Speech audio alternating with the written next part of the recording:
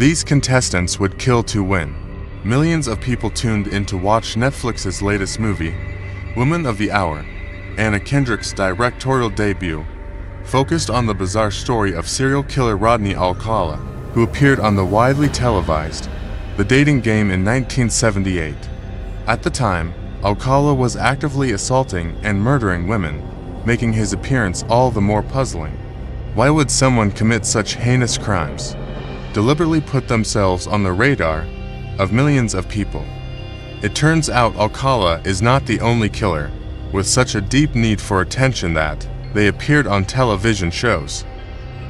Hello viewers, today in this video, I will tell you 8 murderers who were contestants on game shows and other television programs before they were caught. So hold your seatbelt and let's begin the video. Number 1. John Cooper. Most serial killers get their nickname from their crimes, but John Cooper had two. 1. The Pembrokeshire Murderer, because of the location of 2 high-profile murders, and the other, the Bullseye Killer, thanks to an appearance on the game show in 1989 that led to his eventual arrest and conviction.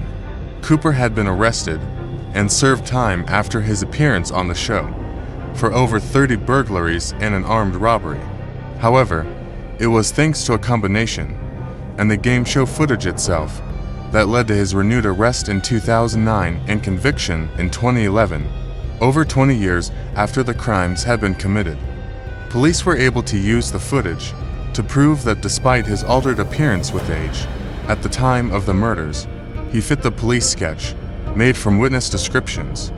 He is currently serving for life sentences without the possibility of parole. Number 2. Francois Varove. From 1986 to 1994, Francois Varove committed a series of murders and sexual assaults in the Île-de-France region. Stunningly, during his spree, he was a member of several French police forces, including the National Gendarmerie, the Republican Guard, and the National Police. He was also an elected municipal councillor. Police dubbed the unknown killer as Legriel, or the pockmarked man, after eyewitness testimony recalled the acne scars that covered his face. Even though Varove also had noticeable acne scars, it was not until 1994 that police began to suspect that Legriel was likely a police officer. In 2019, Varove appeared on the game show Tout le monde veut prendre sa place, or Everyone Wants to Take Their Place, where he told the host he kept Parisians safe. In September 2021, after his name appeared on a list of officers active in the region of the crimes at the time, Varove fled his home and was later found dead of an overdose. Number 3. Paul Curry. Paul Curry appeared on Jeopardy twice and walked away with more than $24,000 in 1989. That same year, he met Linda Kincaid, and the couple married a short 3 years later in 1992. That's where the story takes a dark turn.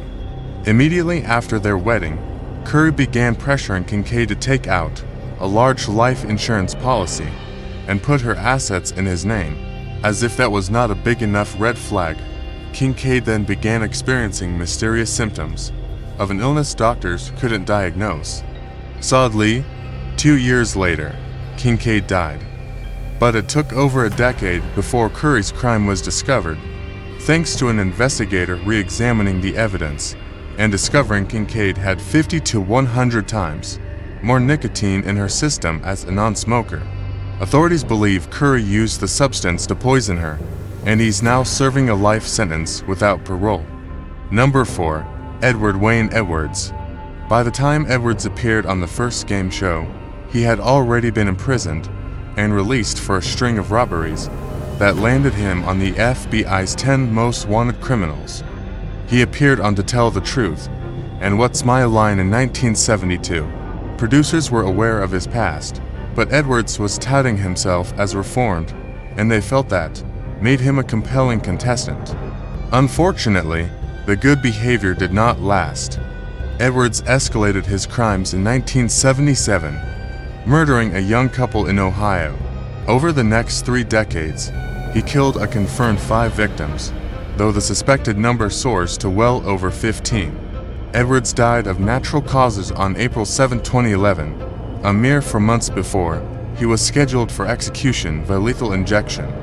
Number 5. Timothy W. Bleefnick. In 2019, Timothy W. Bleefnick went on Family Feud with members of his family. Although he was married, his wife Becky was not one of the contestants. The show raised eyebrows thanks to him, answering that the biggest mistake of his wedding was saying I do. 2 years later, Bleefnick filed for divorce. Becky fought the divorce, making proceedings contentious. 1 week before their trial would start, Becky's father found her dead in her home. Police quickly realized she was murdered and Bleefnick became their primary suspect.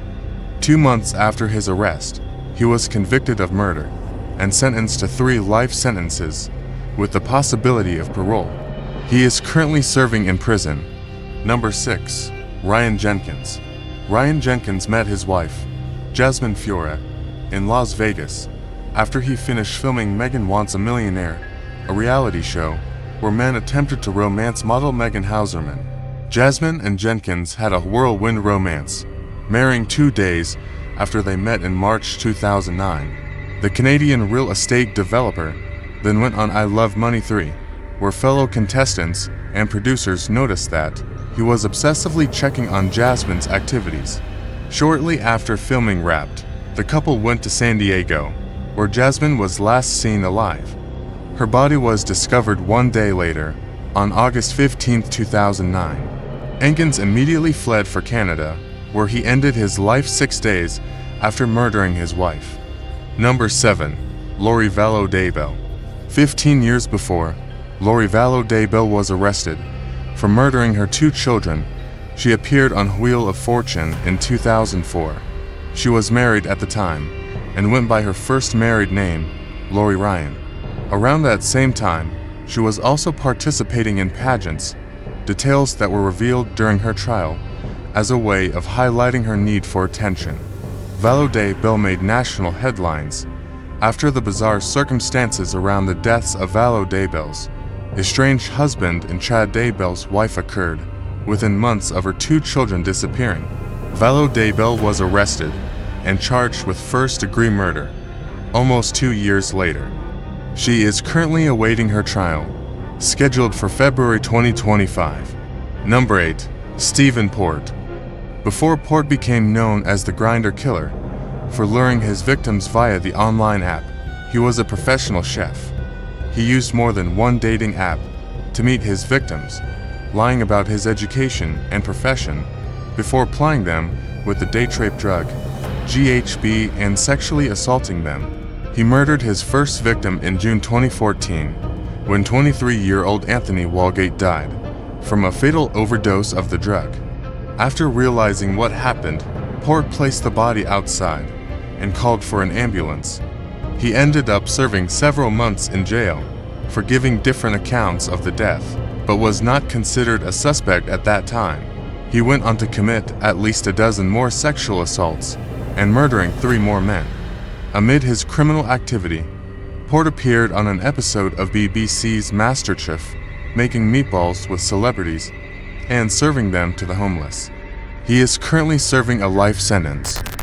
Viewers, these were 8 murderers who were contestants on game shows and other television programs before they were caught. Viewers, what you can say about these killers, please tell me in the comment box. Thanks for watching. If you found this story gripping, don't forget to like, share, and subscribe for more chilling true crime stories.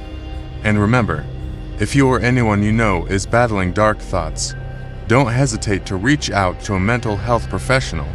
Until next time, take care of yourself, and I meet you in a new interesting video.